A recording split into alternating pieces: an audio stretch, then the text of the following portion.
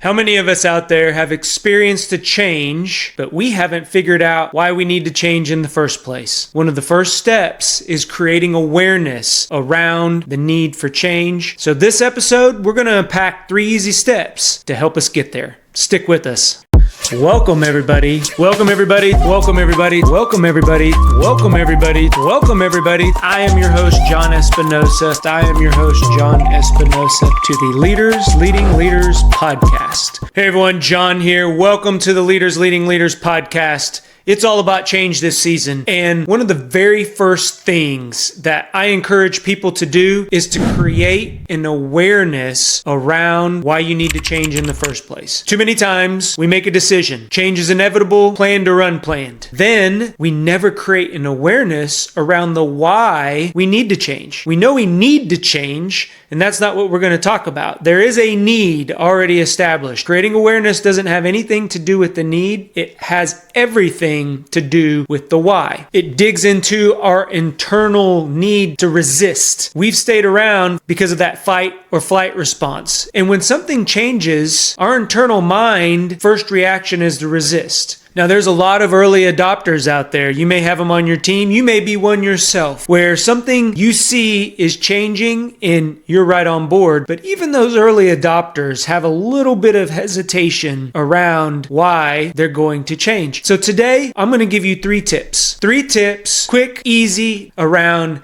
how to create an awareness, whether you yourself are leading change, you yourself are going through that change, or maybe you're just helping somebody and supporting them along the way. You're going to be prepared. So let's dig into this. First of all, awareness takes a lot of time and a lot of energy, and that's why it's skipped. That's why people do not spend the needed amount of time and energy creating that awareness, and it starts to fall short as we get into the other stages of change that we're going to talk about this season. So just like building a house, if we pour that foundation and we let it cure, everything that's built on top of that will be on stable ground. But if we don't create that foundation that is solid and we don't let that concrete cure, guess what? Things begin to crack. They may not show in the first year, it may not show in the second year, but 10 years down the road and that foundation starts to get wobbly, guess what? You're going to start seeing it. You're going to start seeing cracks in the walls. You're going to start seeing crack in the brick. And that's no different than change. That's no different than managing change. So, what are those steps from awareness? First of all, quick story. When I was in my 20s and I was transitioning from the restaurant business into the hospital environment, that was a huge change for me. There was a lot of certification exams. There was a lot of things that I had to get up to speed with really quick. I had to learn a whole new industry. I'd been in the restaurant industry all my life. It was a big change, and I had a difficult time with it. And one of the reasons why I did is because I didn't create that awareness. I knew I needed to change to get to where I wanted to go. However, the restaurant closed down. I needed a job. It was something that I knew I wanted to get into, but wasn't exactly what I was looking for. But I needed something to pay the bills. I needed something to put food on the table for my family. I was a young parent going to school. My wife was working full time. We were both just trying to make ends meet. So I took the position, but the awareness wasn't there. So it took me a good 6 months before I became comfortable, before I really settled into what I was doing. And the first thing that we need to do when we are creating awareness around change is make it a priority. Our demand for our time is at an all-time high. There are many things that are pulling our time away from us. So if we are looking to change, we have to make it a priority. If it's not a priority, you may start down that road, but other priorities will consume it. I've seen it way too many times where somebody decides to go down the path, but guess what? You still have competing priorities for your time. You haven't cleared space. You haven't created that capacity that you need to make this change a priority. So when we talk about how to do that, how do you make change a priority? I focus on opportunities. What are your opportunities in the need for change? Is it for growth? Is it for financial well-being? Is it for your health? Is it to create a better relationship? Always focus on those opportunities, because when times get tough, enough, and they will, that's what you're going to fall back on. Because if you create and you determine that this change is going to be a priority, you have to focus on the end state. So that keeps you moving forward. So that's step one. Step two, what is your contribution to change? So how can you contribute to change? Now, if this is a mass change, maybe you're in an organization and the leader of that organization has determined that a change will be made, a consolidation, maybe a furlough of employees, whatever that looks like. How are you contributing to that change? Are you going to be now required to train somebody to do a similar position? Or are you on the flip side where you're against the change? And so every chance that you possibly get, you're telling people why this change is bad, because you're going to contribute one of either way. You're going to either be for the change or you're going to be resistant to the change. But you need to identify how you are going to contribute to that. Every time something goes wrong, well, I told them they shouldn't change. I'm sure we've all been around those people. So if you want to be supportive in that change, if you want to contribute in a positive manner, you probably need to distance yourself. If it's yourself that is telling you, see, John, I knew we shouldn't have changed.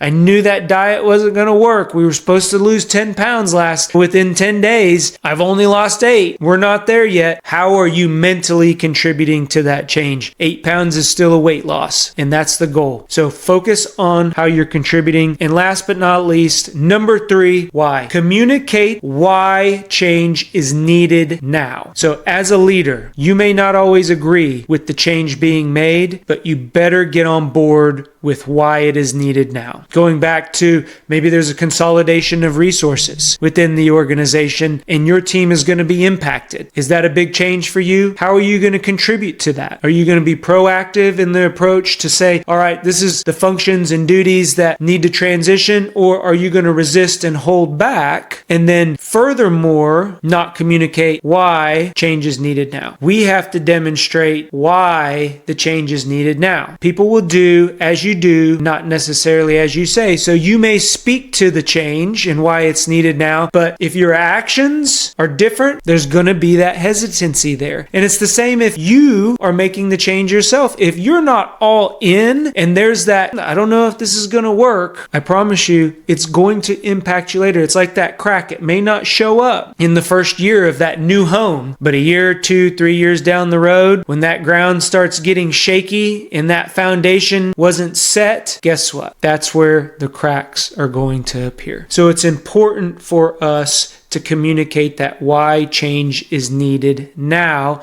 and to get on board and buy in. I always tell people you don't have to agree with the change being made, but can you be on board? Can you get on board, or how can you get on board are great questions to understand where some resistance can be. 2 things I want to mention before I jump off. 1, creating awareness is not one and done. Going back to the time and effort. That's why a lot of times people don't spend the needed energy and focus on creating that awareness, because it's not just one and done. You are not going to just tell one person and then poof, the change fairy is going to come in, everything's going to be okay from then on out. You may have that one person that has the buy-in, you think you're there, and then 24 hours goes by and there's that resistance that creeps back in.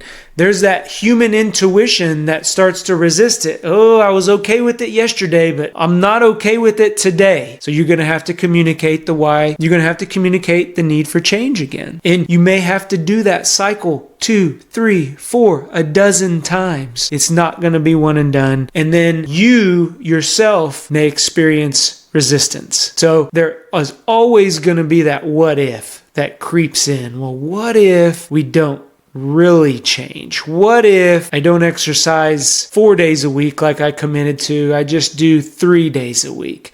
There's that resistance. I'm sore today. Here comes those excuses, and they start to pile and pile and pile up. And then what happens? We stall out or we burn out, and that change never occurs. So create that awareness even through resistance. Go into any type of change management, especially when you are creating awareness, with the mindset already that there is going to be resistance, because it's human nature. So again, just to recap, 3 things to consider when you are creating awareness. 1, make change the priority. I always do that through communicating the opportunities for the need to change. 2, what is your contribution? Is it positive? Is it negative? How can you contribute to the change, and then communicate why change is needed now? Not that we need to change, but why is it needed now? Those three things will help you create an awareness and are going to set that foundation for the steps that we're going to talk about moving forward. I believe in you. Creating that awareness is going to help you go to the next step and sustain that change throughout the process, and people are going to appreciate it. Go be great. We'll talk to everyone later. Bye-bye. If you like what you're hearing, do us a favor, click on that subscribe button,